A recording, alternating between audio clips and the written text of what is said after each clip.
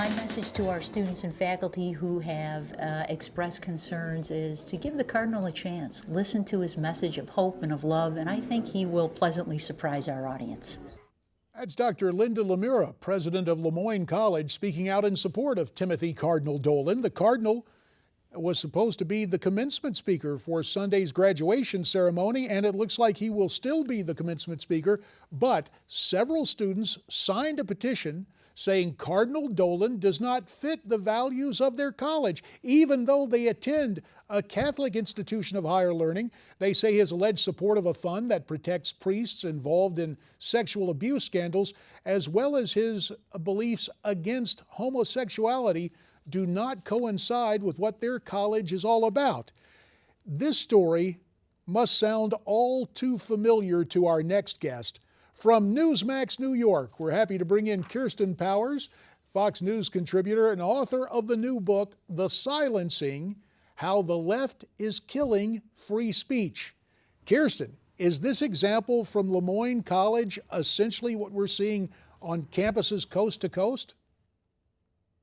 Well, yes, this has become a typical thing. I call it commencement shaming. I know other free speech activists have called it disinvitation season, where we're starting to see increasingly people being disinvited or protest over commencement speeches because some students have issues with the positions that the speakers hold that are unrelated to the commencement speech, because I don't think the Cardinal is going to come and probably talk about, give a sermon on homosexuality, but instead they just don't want this person on the campus. In this case, now I don't know if they've changed the petition. I looked at the petition, and what was concerning to me about it is they didn't really feel the need to even outline specifically what their issues were, except just to say that they believe that he was homophobic without getting into any specifics. Does that mean because he takes a Orthodox Catholic position, which I think you would probably expect of a cardinal?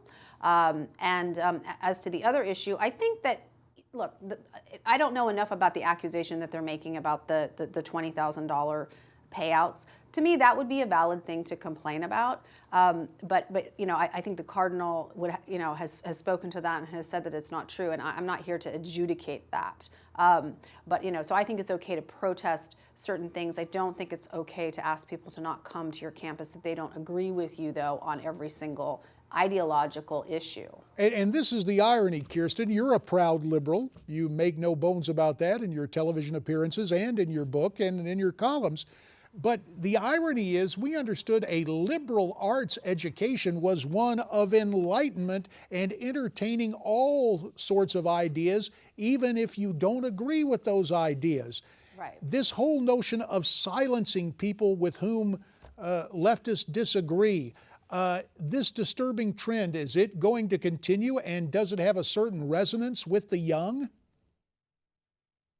It's going to continue if people don't start standing up against it, and I'm hoping that this book will expose that to people, and that people, even people who think that they know what's going on, I really encourage them to read the book, because I think it's much broader than a lot of people realize. And speaking of young people, I am very concerned that they are being educated in these cultures that I think would be unrecognizable to most of us. That yes, we know universities have always been liberal, but they have typically been places where you could debate ideas and you could hear from different kinds of people. And this is new. This is not something that's always been going on. If you talk to organizations that are dealing with universities on a regular basis, they will tell you that things are changing. Something is happening. There is a new attempt to really silence the ideas that what I call the illiberal left in the book believes are not up for debate. We are not debating these issues anymore. They have decided what the answer is, and everyone else needs to fall in line.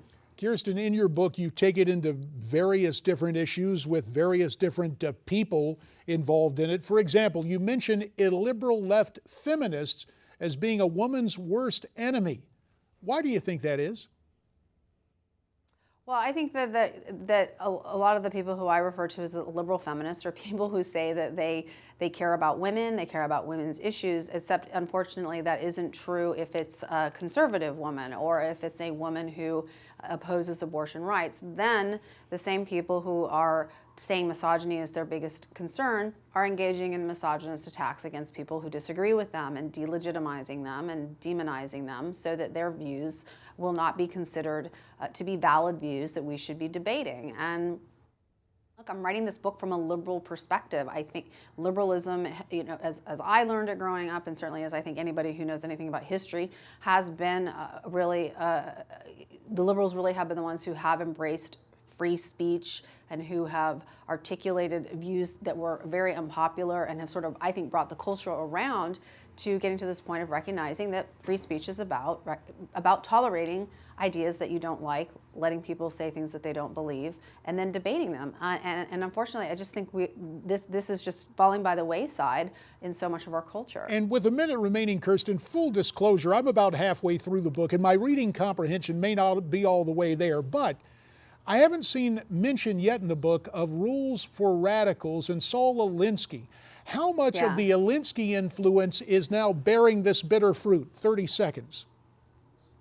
Well, I don't mention that because I don't know that I didn't want to turn this into one of these sort of ideological battles about what's causing it. I don't know necessarily what is causing it. I don't personally believe that it's because of Saul Alinsky. I think that this is more a different dynamic where people have just decided that they don't need to listen to other ideas. Yes, there are some people that are doing it very maliciously for tactical reasons, but then there are just other people who really believe what they're doing is righteous, that they really do believe that they are doing this for the greater good. They are silencing people that are saying things that shouldn't be said and that are harmful to other people.